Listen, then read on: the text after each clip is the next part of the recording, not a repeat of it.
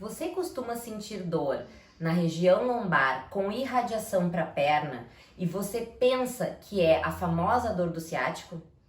Fica aqui comigo nesse vídeo até o final que eu vou te mostrar outras causas de dor semelhantes, mas que não são a famosa dor do ciático. Olá, meu nome é Fernanda, eu sou médica, especialista em acupuntura e tratamento da dor. E hoje nós vamos falar então sobre a famosa dor no ciático. Quem já não ouviu falar ou quem já não sentiu a dor do ciático ou acha que já sentiu? Nós primeiro vamos começar falando sobre o que é o ciático.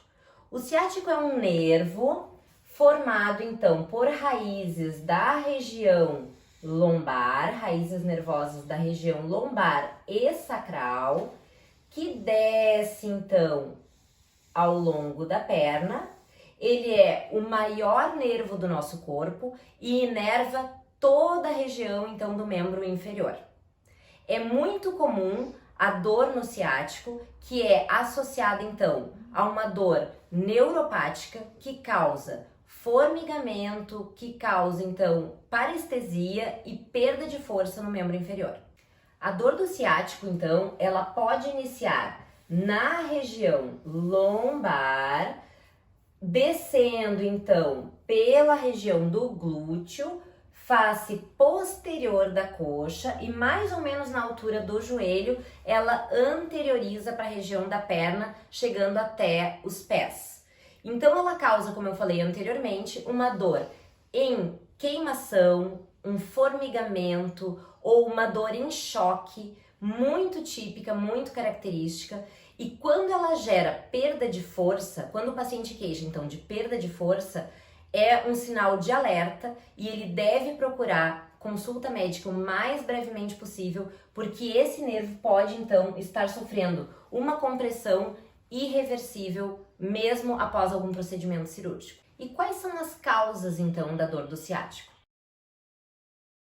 A principal e a mais comum é a hérnia de disco. Então nós temos aqui as vértebras e entre cada vértebra nós temos o disco intervertebral, que serve para amortecer então o movimento ali da coluna, amortecer então esse contato das vértebras.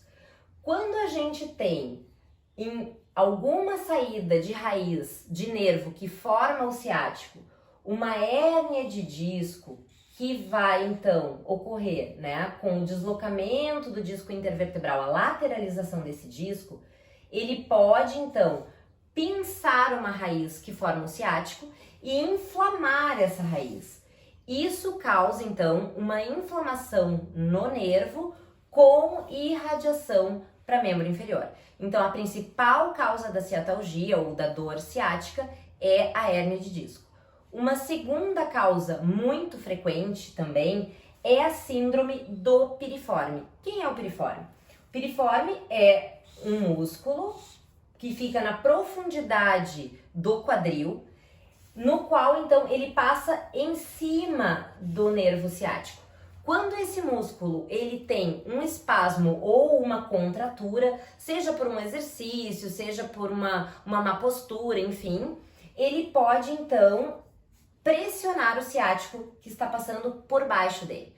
Essa compressão gera também uma inflamação no nervo e, consequentemente, uma dor também irradiada para membro inferior de característica neuropática, ou seja, queimação, choque, dormência ou até mesmo perda de força em alguns casos. E uma terceira causa muito comum também de dor e de ciatalgia é a artrose das articulações interfacetárias. A artrose, então, das articulações que ligam, então, uma vértebra à outra. A artrose nessa região pode também gerar uma compressão e uma inflamação na saída da raiz nervosa, na saída da raiz que forma o ciático e desencadear dor. Então, nós vimos as principais causas de ciatalgia, que são a hérnia de disco, a síndrome do piriforme ou a artrose interfacetária, ou seja, o desgaste das articulações entre as vértebras. Porém, existem outras patologias, outras alterações que causam uma dor muito similar com a dor do ciático, mas que não tem essa origem de compressão do nervo. Entre elas nós temos as síndromes miofaciais do glúteo, então músculo glúteo mínimo e glúteo médio com pontos gatilho na sua região, causando dor irradiada para o membro inferior. Ou seja, quando se comprime aquele ponto, pode haver uma irradiação de dor. E como diferenciar, então, uma dor por compressão do nervo ou uma dor miofacial que causa uma dor semelhante ao ciático? Na verdade, quando a gente questiona o paciente se a dor irradia para membro inferior, ele diz que sim, a gente tem que diferenciar. A dor do ciático, ela sempre vai causar queimação, dormência, formigamento. Em alguns casos, perda de força, que daí são casos já mais sérios, mais graves. A dor miofacial, ela pode irradiar, mas ela não vai causar perda de força, ela normalmente não vai causar formigamento e nem parestesia. Então, isso é um diagnóstico importante da gente fazer como diferencial, porque muitas vezes os pacientes chegam a fazer cirurgia de coluna lombar por ter um diagnóstico então de ciatalgia e, na verdade, após a cirurgia, a dor não melhora. Muitas vezes também a gente vai ter alterações anatômicas numa ressonância, num exame de imagem, mostrando abaulamentos, nem sempre tão expressivos quanto a hérnia, mas abaulamentos que estão comprimindo ali raiz nervosa, mas que não são a causa verdadeira. Por isso a importância do exame físico, porque ali a gente vai ver se a causa for muscular, se a causa é neurológica, conforme as manobras que forem feitas no exame clínico. Além da dor miofacial, então, em glúteo mínimo e glúteo médio, causando uma dor semelhante ao ciático, nós temos também aqui a sacroileite, inflamação, então, na articulação do quadril, e nós temos também uma outra patologia chamada espondilite anquilosante, que causa dor e enrijecimento na região lombar, onde o paciente não consegue fazer a flexão do quadril por dor. É um tipo de doença reumatológica e que pode também simular a dor do ciático. O diagnóstico, então, da dor do ciático ou ciatalgia, ele é clínico e através de exames de imagem que nós fazemos. Então, no diagnóstico clínico, nós vamos fazer, então, a anamnese ou entrevista com o paciente, onde nós vamos perguntar desde quando ele tem dor, como é que essa dor se manifesta, se é uma dor quando ele fica parado de pé, se ele tem dor, a flexão ou a extensão da coluna, que é característico de dor causada por hérnia de disco e sim causar a ciatalgia. Se esse paciente tem dor ao tossir ou ao espirrar, que também vai nos falar a favor de uma hérnia de disco e aí sim também uma ciática pura, uma dor ciática verdadeira. Nós vamos perguntar como esse paciente trabalha, em que posição que ele fica, se ele fica muito tempo sentado, qual é a posição que ele dorme, porque dormir de bruços, no caso de barriga para baixo, faz uma hiperlordose na região lombar e pode piorar a compressão de raízes nervosas. Se ele tem um histórico familiar, por exemplo, de reumatismo, se ele já fez exames laboratoriais para estar avaliando, então, algum outro processo inflamatório, por exemplo. Muito importante o exame físico, onde a gente vai fazer manobras de extensão do membro inferior com o paciente deitado, e isso provoca dor irradiada na perna e na região lombar, nos fortalecendo então o diagnóstico da dor neuropática, da dor por compressão no ciático.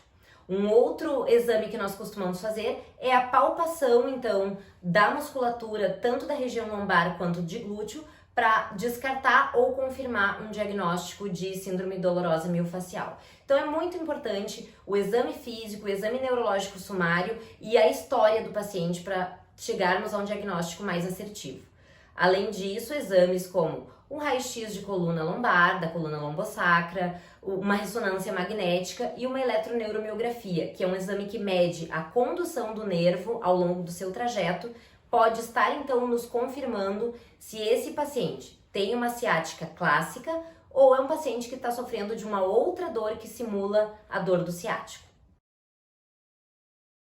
E como tratamento? Nós temos, então, tratamentos conservadores e tratamentos cirúrgicos.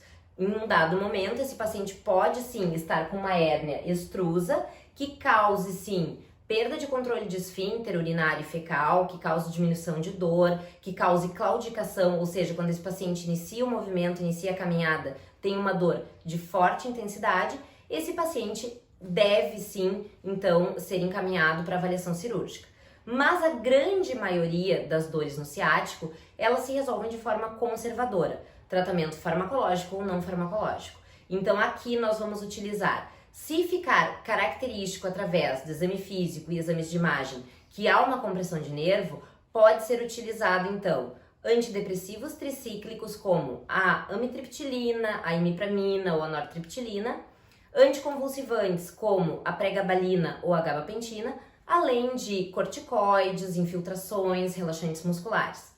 Como tratamento não farmacológico, nós costumamos usar então a fisioterapia. No consultório eu uso muito a acupuntura associada ou não à medicação. Isso vai depender muito se é uma dor aguda ou se é uma dor mais crônica.